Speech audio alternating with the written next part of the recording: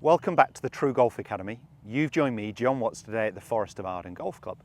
Today's video is going to be using one of these, a tour stick. So I'm going to show you 5 of my best drills and exercises using a tour stick, how it can help your game. Stay tuned to find out more.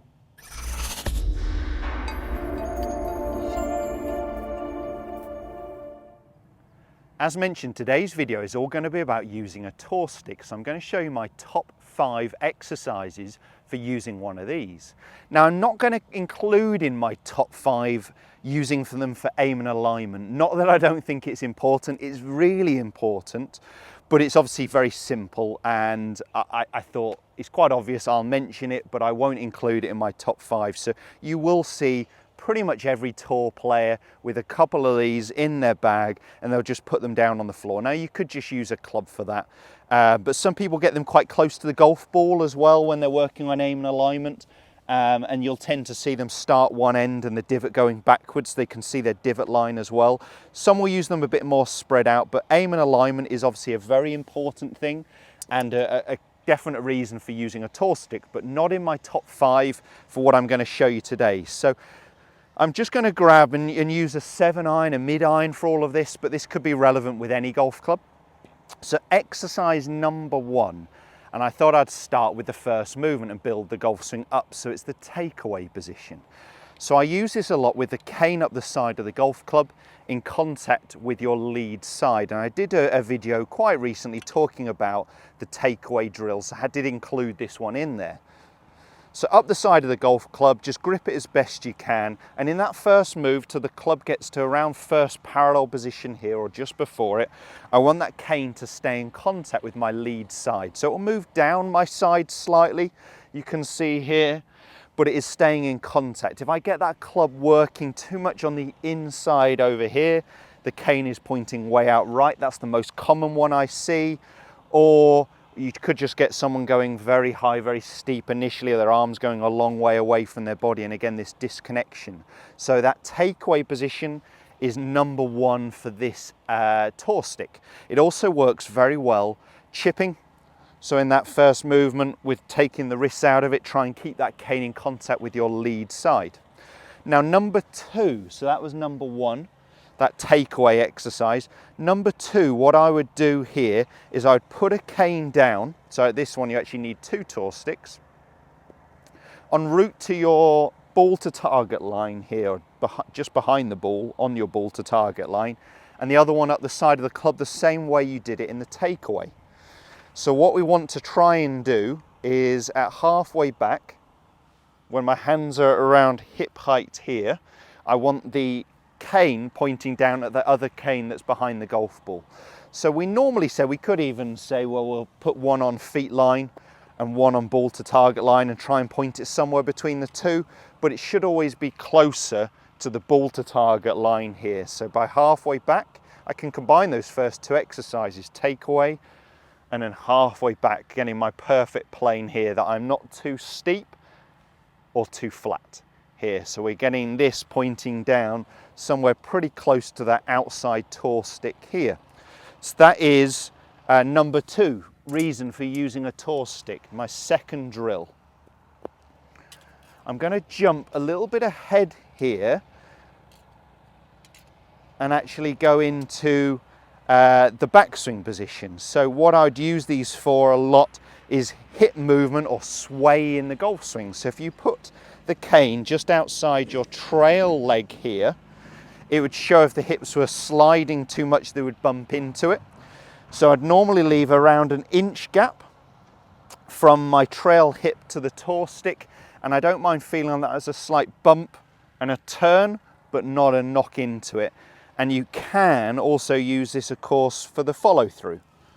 So if you are someone who is laterally sliding too much, we would want to try and feel again, you might bump it, but that we actually turn onto it here, that we're not sliding into it. So actually, whether it's hip slide in the backswing or the follow through, using a tour stick in the ground, if you're off artificial surface on the range, then it may just have to go through a range bucket. So put a bucket on the floor and push the tour stick through that.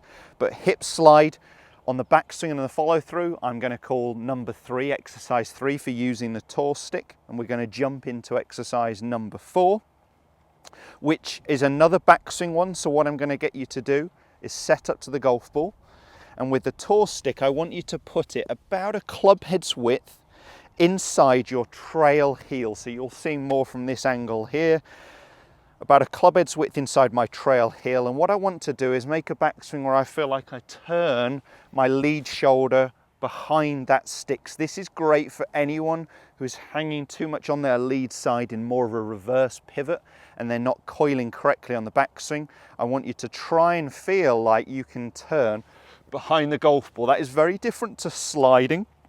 I don't mind if there's a little bit of lateral head movement.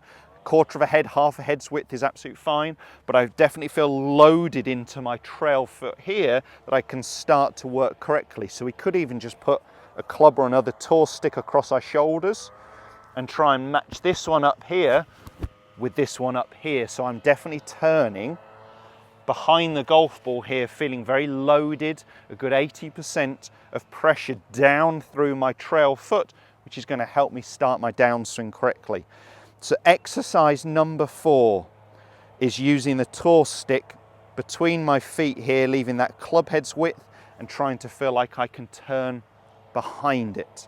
And my last exercise, my top 5 here, and this does hurt if you do it at pace, but it's up the side of the golf club again, but this time we're using it more for the follow through. So what we're going to be doing is making some slow swings and trying to get this stick, if I turn to this camera you may see a little bit easier, is definitely going to hit me, but it feels like it's hitting me on the flat of my back and quite well after impact, so I'm not trying to flip in my release here with my arms chasing out away from me where that cane would hit me almost at impact. So it's really about creating better rotation. This one is trying to get my body open at impact, that is hips and torso, really getting my body turning towards the target. I'm going to go ahead and just hit one shot with this, but I do it at a slow pace. If you do this hard, you are going to end up whipping yourself and end up with a bit of a, well, a funny mark, shall we say, on your back there. Your partner will be asking you where it's come from. So up the side of the club, grip it just as best you can. Some slow swings, and it's hitting you, yes, but much later on the way through. Let me give it a go. So I really felt it wasn't the best strike, it was quite off-putting. You may even do it off a small tee, but I really felt like I was creating better rotation on the way through to make sure this tour stick didn't belt me on the way through there.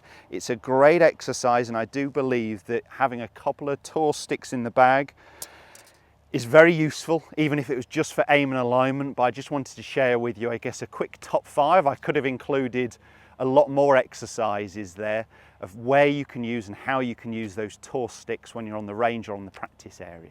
If you did enjoy the content of that video, make sure you give us a thumbs up and do subscribe to the channel as well for all the new content every Tuesday and Thursday at 5:30. Thanks guys, we'll see you soon.